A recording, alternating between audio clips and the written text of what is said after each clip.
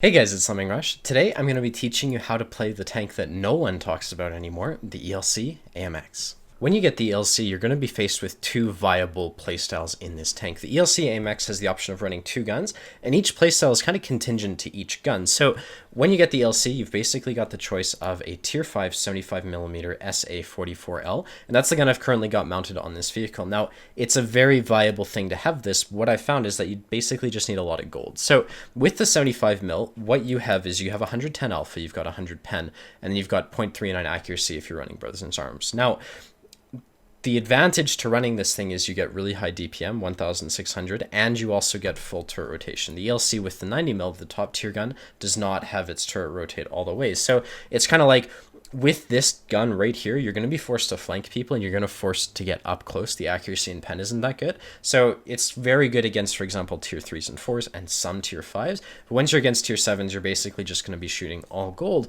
and that's going to get expensive really quickly. So for the normal person, basically, it's like this is how you're going to have to run it. You're going to have to run like 17 gold. The HE is going to be trash in this type of tank because the caliber is so low. And, you know, it's just going to be very expensive to play because 100 damage per gold round, not that great. The next thing that you can do in this tank, and this is what I'd suggest to like the average player who can't afford to gold spam in their ELC, in their tier 5 tank, and that's basically running the 90. Now with the 90, you're going to get a lot worse gun handling, you're going to get a lot worse DPM. It was 1665 down to basically 1200, but you're going to get better accuracy, better pen, and better alpha damage. So what that means is this playstyle, when you have the 75mm, you're going to have to be really aggressive and up close and personal. With this gun right here, you basically have two options. You can play really far range, and that's because the gun handling is so bad.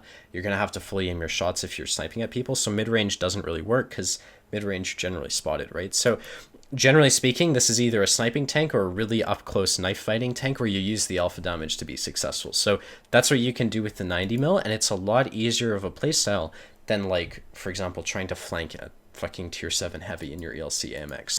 That's pretty much it for the garage section of the ELC AMX. Let's go play a couple battles, and I'll show you how this thing performs in real-life World of Tanks scenarios.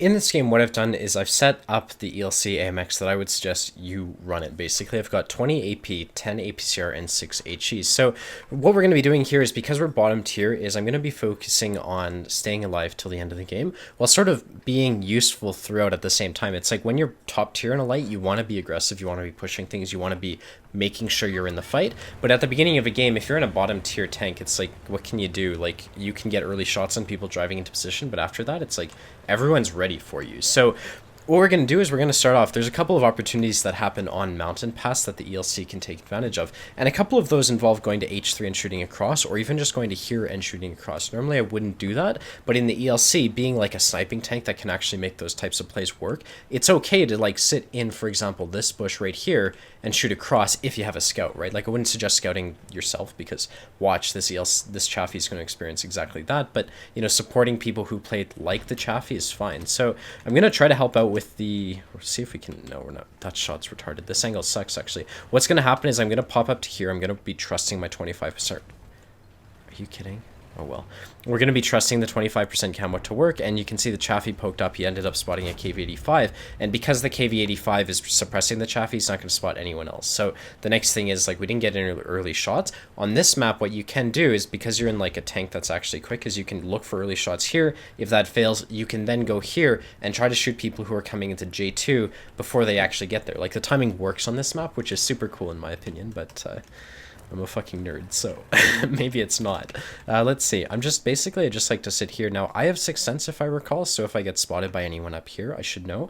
But this bush often does do its job, and because we're such a small tank, it's like I can reasonably expect that bush to work in an ELC AMX. And so you can see it's just like I'll sit here, and because the ELC can do this with its, you know, this is playing to the 90mm, basically. So one thing to note is, looking at the map, they're starting to push through the north. We've got a KV-1S, a Crusader, and something else, like an AM something. We might lose this because it's 4 against 3. So the ELC is mobile enough to go back to base. If I were to support that, and it looks like I'm going to have to, there's a couple ways you can go about doing that. So first thing to note, we're leaving our flank. This is definitely okay. We're in a support bottom tier light. It's like, we're not going to lose this side of the map if I leave, because we do have 6 tanks here. So that's okay to do. The next thing is like, how do you defend the base? Well, we lost it way quicker than I thought. We lost the KV-1S. Now the Crusader's going to die. They're going to have 4 tanks pushing into our base. And as an ELC, I can't expect to like solo these 4 tanks. So fighting against 4 tanks when you're alone is bad. So normally what I would do is I'd pop up to here. We can actually see their HP. There's 2 one-shots. So what we're going to do instead is we're just going to do the typical amazing get above them play and shoot at them. But if I was sooner in making this play, I would just be sitting on this ridge pumping out shots, because that's what this tank is good for. So we're going to get up top, and it's going to work perfectly because we've got this SU-100 who's to our right and the KV-1S. They're going to be distracting. Let's see. Oh, okay. The gun handling would have been maybe enough to kill that AMD, but luckily the SU-100Y was able to get him, so we keep the arty alive. They know where the arty is now, but they're going to push into our base, and by the looks of it, I'm going to continue to need my HP because like the score is we're losing right now. So if we can be successful here, that'd be great. The problem is the KV-85 is pushing up, and I'm gonna poke here to see what I can find actually, because generally tanks will be kind of in this area. There we go.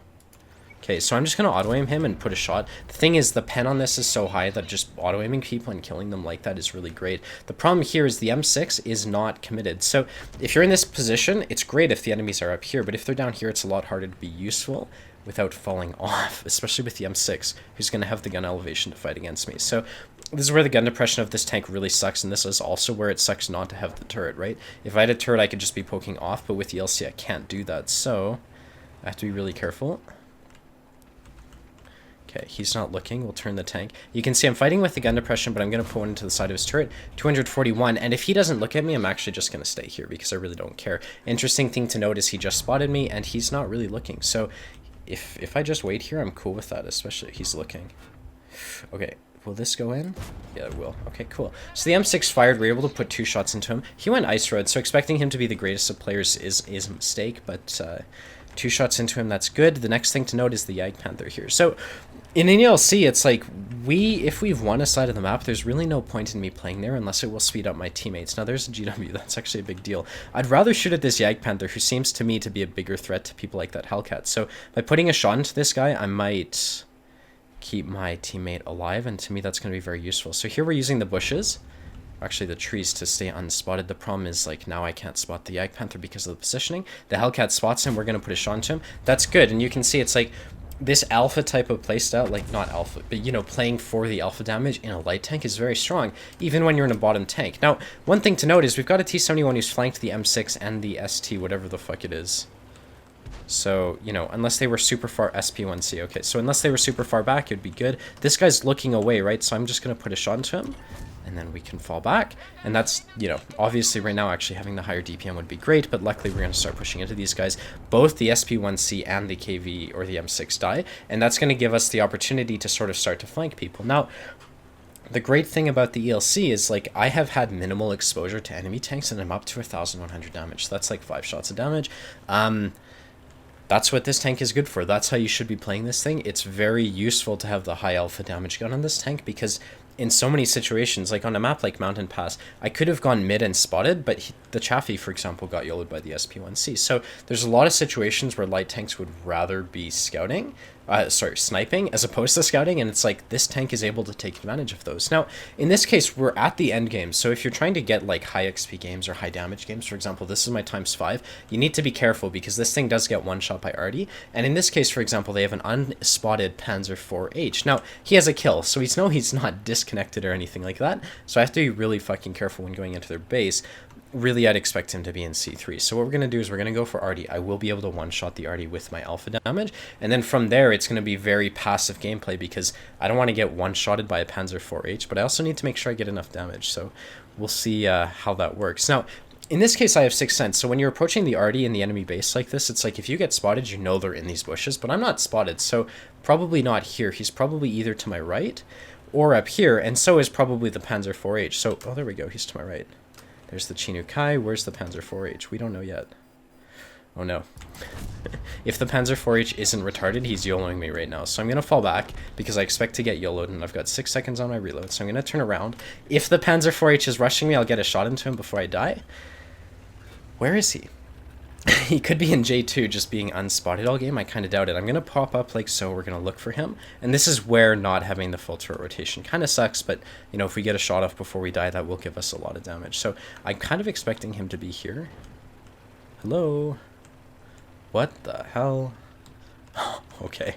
All right, so this is where not having the good gun handling will suck. You can sometimes get a shot on the bridge from here. And hopefully if the Panzer IV-H pushes the Hellcat, we can.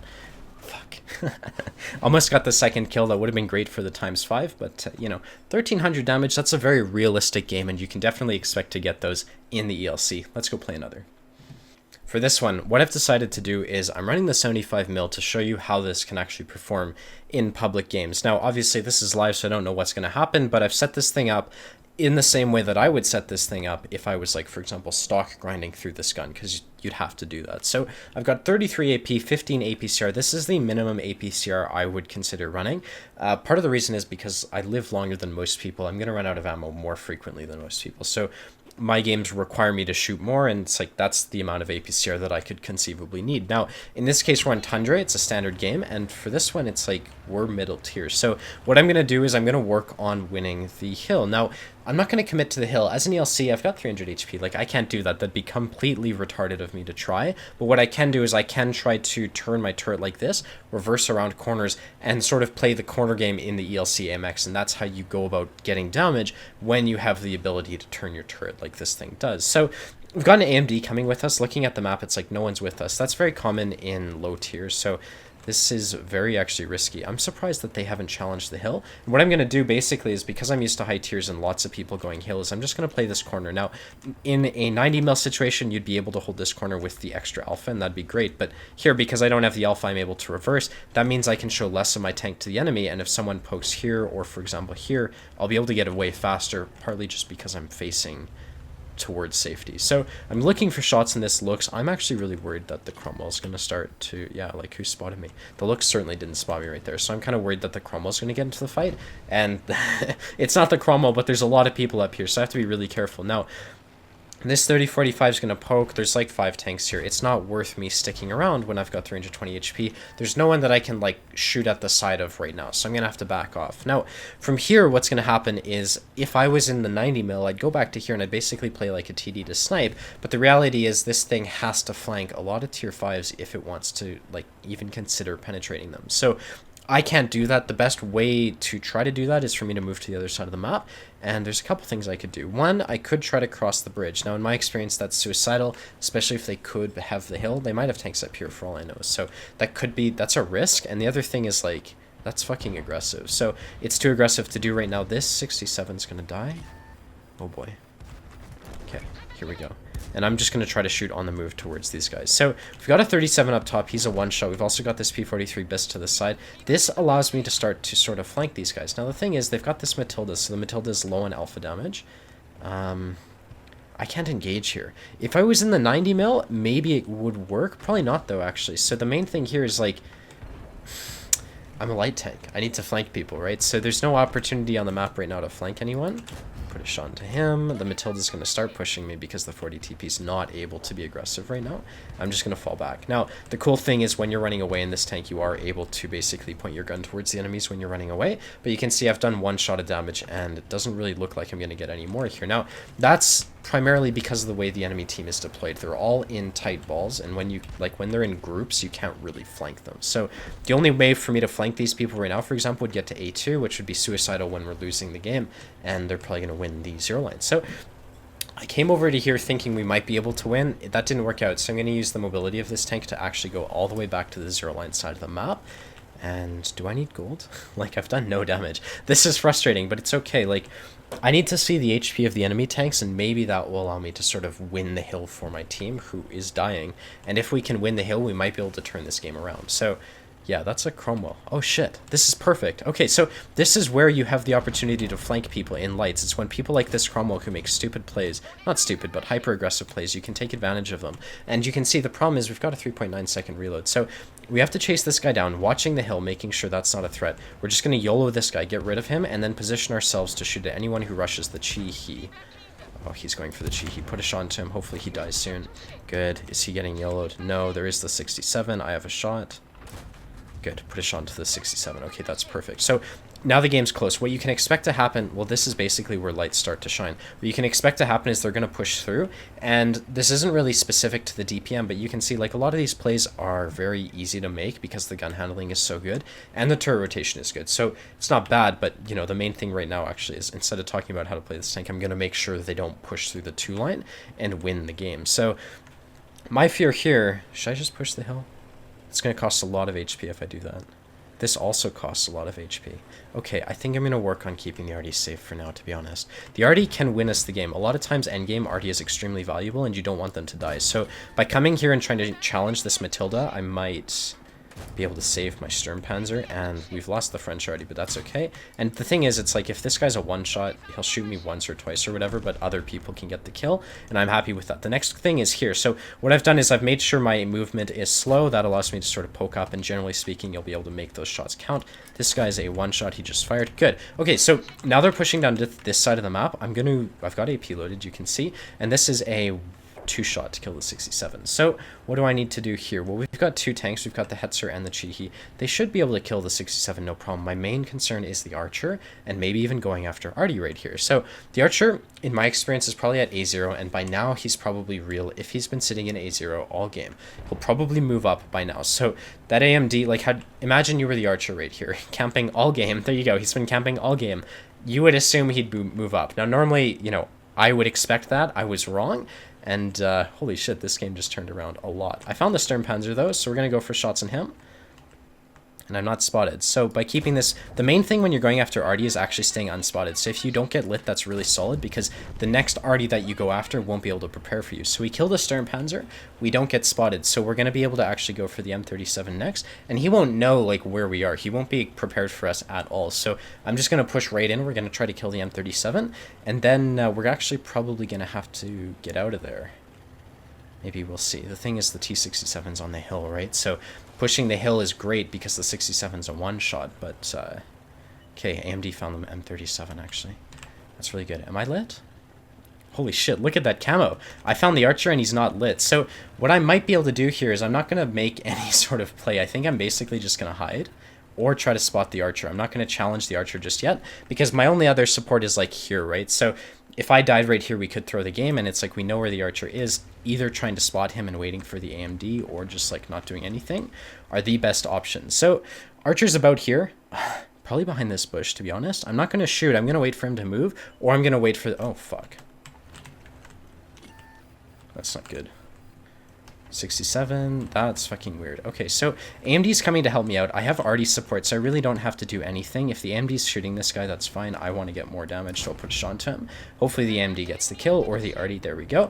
Now they've just got that that fucking scared me, man. Now they've just got the 67. So what I'm going to do is, because I've got the turret rotation, I don't really have to worry about fighting a 67. I can just rush into him. In the 90 mil, you'd never make this play, because if you missed, it's like you'd throw the game because... Oh, shit. He's on our cap. That was probably the best play he could have made, all things considered. Maybe not with where the... how do you say it? If you were the 67 and your only support was in base, pushing into the enemy's base, probably not the best thing to do. But in this case, we've got the 20 HP AMD who's chasing down the 67 and myself. So what might happen here is if the 67... Well, 67 could get his 7th kill. Oh, no. Let's see. Fuck. Ah, shit. I would expect that 67 to beat the AMD, to be honest. Alright, so what I'm going to do is we're just going to push in. The beautiful thing is I have the HP to take 2 hits here. So what I'm going to do is we're just going to drive in. We're going to use our HP, and we're just going to kill this guy and try to get our 3rd kill of the game. So he's spotted. He's pushing towards the AMD. I don't know why he's moving. What is this? Okay, anyways. He loses his potential 7-kill game. The AMD gets his 5th kill, and holy shit. That was pretty good. Alright, so that was 3,500 XP after everything. I did the most damage on the team for that one, 772 base XP. And that concludes my ELC AMX tank review. So, all in all, I mean, the bottom gun, I played a game with it. It really, like, when I played bottom tier in this tank, the bottom gun, you need gold to pen top tier heavies, like, period. Anything above tier 6, you're going to need gold against. So, really, if you have the option of loading the 90 mil, I would suggest doing it just for that extra pen. It's a lot more non-gold spammer friendly to use the 90 mil, and it's like in the current meta, you definitely do need to use your gun if you want to be winning games as a light tank. So, you know, the ELC, all in all, it's a great tank. I don't understand why people don't talk about this thing anymore. It's really fun to play. I really enjoyed it, and I hope you will too when you get this thing. So yeah, thanks for watching. If you want to see more, be sure to hit the like and the subscribe button, and I hope to see you around. Later, guys. Bye-bye.